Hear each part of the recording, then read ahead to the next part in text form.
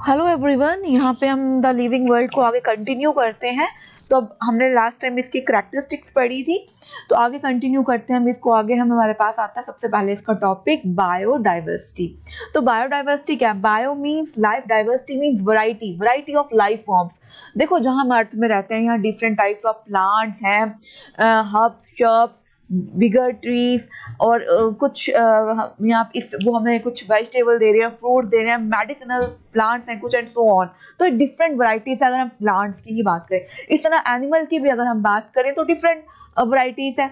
Elephant है, giraffe है, काऊ है, बुफेलो है, बर्ड्स है, हमारे पास एक्वेटिक एनिमल्स हैं, प्लस हम ह्यूमन बीइंग्स हैं। तो ये सारा जो है, ये सारा किस में आता है? हमारा बायोडाइवर्सिटी में। Plus micro organisms, viruses, bacteria, वो सारा आता है हमारा बायोडाइवर्सिटी में। तो it's a variety of life form that exist on the earth.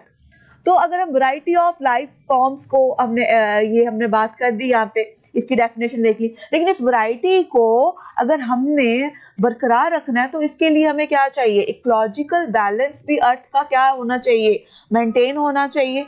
Means हमारा जो इकोसिस्टम है या हमारा जो फूड चेन है वो मेंटेन होनी चाहिए। तो फूड चेन आपको पता ही है, the process of being eaten and by eaten.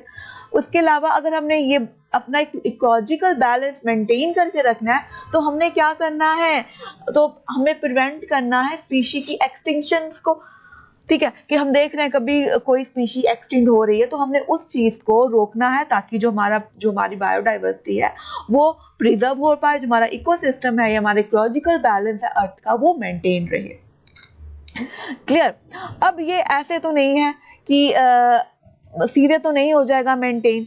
इसके लिए हमें क्या चाहिए? इसके लिए हमें उसकी नेमिंग भी करनी पड़ेगी। देखो, एक्चुअली इतनी वैरायटी है लाइफ फॉर्म्स की, तो उस सब का हमें नॉमेनक्लेचर भी, नेमिंग भी करनी पड़ेगी एक सेम नेम से, जहाँ पे वो पूरे वर्ल्ड में जाना जाए। ठीक है, जैसे हम आम को हम हिंदी में आम ही कहेंगे, इंग्लिश में हम मैंगो कहते हैं, लेकिन किसी और लैंग्वेज में, फ्रेंच में या किसी और लैंग्वेज में, या हम यहाँ पे ही ले लो तमिल में, गुजराती में, इसको डिफरेंट डिफरेंट नेम से बोले जाते हैं।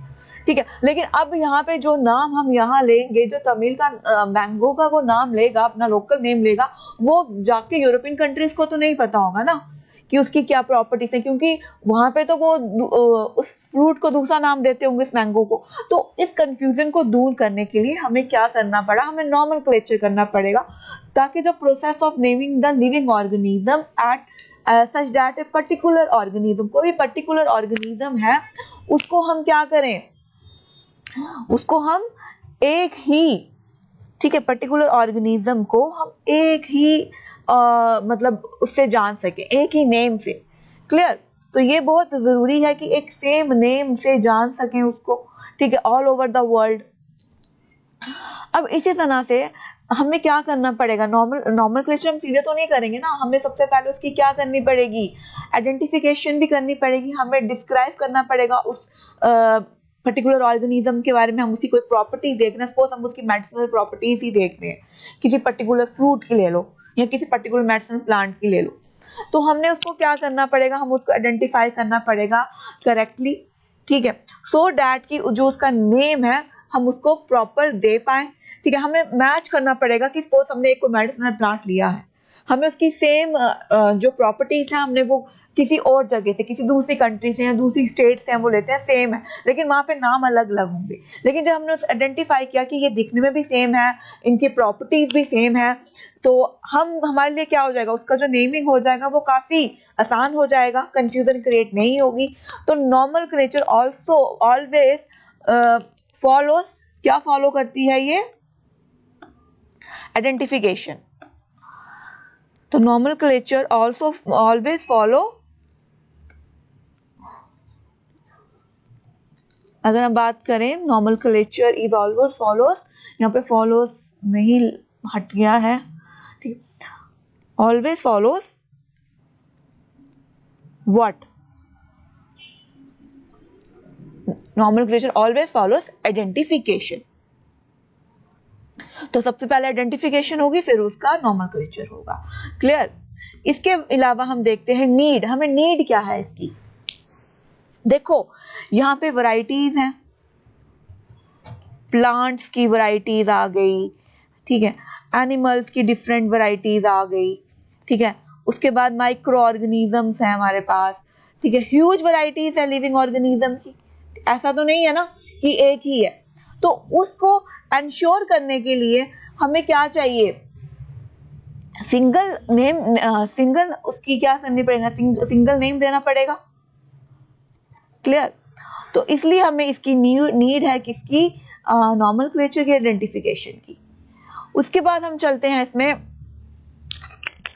बाइनॉमियल नॉमेनक्लेचर में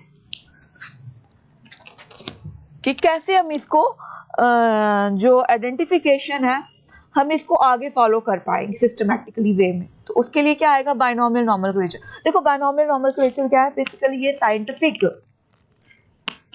साइंटिफिक मेथड है, ठीक है, साइंटिफिक मेथड है ये क्या करने का, ये एक साइंटिफिक मेथड है नेमिंग का। क्लियर? ये नेमिंग का क्या है, एक साइंटिफिक मेथड है विद द टू कंपोनेंट्स। तो इसके पास क्या आएंगे, विद ये दो कंपोनेंट्स आएंगे टू अ लिविंग ऑर्गेनिज्म। तो जो इसकी नेमिंग है, नेमिंग की अगर हम बात करें, ये किसने दी है, कैरोलस लिनस ने दी है। सबसे पहले नेमिंग की अगर हम बात करें, ये नॉमेनक्लेचर किसने डिस्कवर किया है, कैरोलस लिनस ने डिस्कवर किया है। तो देखो ये दो कंपोनेंट्स में डिवाइडेड है। क्लियर? सबसे पहले अगर हम बात करें किसकी, मैंगो की, ठीक है, मैंगो आपने देखा, ये इसका नाम क्या है साइंटिफिकली, मैग्निफिकेरा इंडिका। तो ये जो दो कंपोनेंट्स, ये कैसे आएगा, एक आएगा हमारा जेनेरिक नेम और एक होएगा हमारा स्पेसिफिक एपिथेट या स्पीशी नेम। ठीक है, हम इसको क्या बोल सकते हैं, स्पीशीज। क्लियर?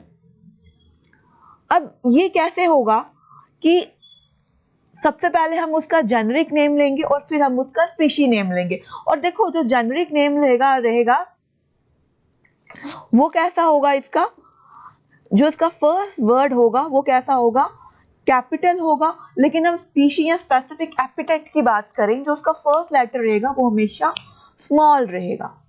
क्लियर? वो बड़ा नहीं होगा, वो हमेशा क्या रहेगा, वो हमेशा क्या रहेगा, स्मॉल रहेगा। क्लियर? इस तरह से हमने देखना है एप्पल का। अगर हम सेकंड बात करें एप्पल की, एप्पल का आपने देखा, एप्पल को हम क्या कहते हैं, मैलस। ठीक है, एप्पल की अगर हम बात करें तो एप्पल को हम क्या बोलेंगे, यहाँ पे इसका साइंटिफिक नेम क्या है एप्पल का, दिस इज एप्पल। एप्पल का अगर साइंटिफिक नेम की बात करें, इसका नाम है मैलस डोमेस्टिका। ठीक है, मैलस डोमेस्टिका इसका नाम है। और अगर साइंटिफिक, इसमें भी हमने देखा जेनेरिक नेम आ गया मैलस और डोमेस्टिक, और सॉरी इसका स्पेसिफिक एपिथेट आ गया डोमेस्टिका। इस तरह से हम अगर टाइगर की बात करें, this one is your tiger, last one. तो टाइगर में अगर हम बात करें तो टाइगर का क्या होगा, पैंथेरा टिग्रिस। क्या नाम रहेगा इसका, पैंथेरा टिग्रिस रहेगा। और अगर अब देखो सबसे इंपॉर्टेंट, ह्यूमन बींग्स का भी तो होगा। ह्यूमन बींग्स का क्या नाम होता है साइंटिफिक, होमो सैपियंस। क्लियर?